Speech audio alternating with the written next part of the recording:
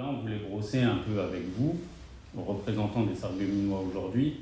Qu'est-ce que vous ressentez, vous, en termes de besoin en logement? La concertation organisée par la ville de Sarreguemines a eu lieu en petit comité. Seulement 2 habitantes ont pris part à l'échange avec le service aménagement et urbanisme de la ville. Malgré tout, les 2 participantes ont abordé des thèmes sources d'inquiétude pour de nombreux Sarregueminois, notamment l'accès au logement pour les seniors. Elles ont également alerté sur la rénovation des passoires thermiques, ces logements qui consomment trop d'énergie à cause d'une mauvaise isolation de l'habitat. Des dispositifs d'aide financière existent aujourd'hui pour aider les propriétaires à réaliser ces travaux.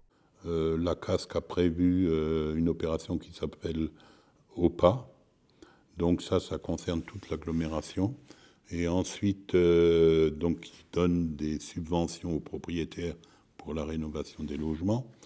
La ville abonde avec une opération qui s'appelle OPA-RU.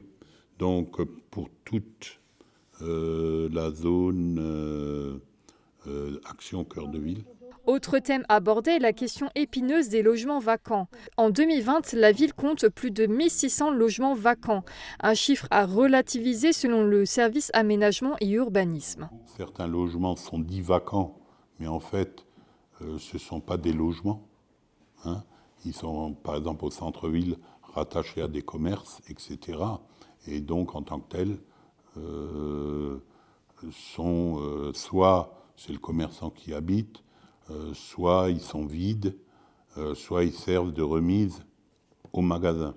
Quelques pistes de réflexion sont ressorties de ces échanges, comme la création d'un foyer de jeunes travailleurs.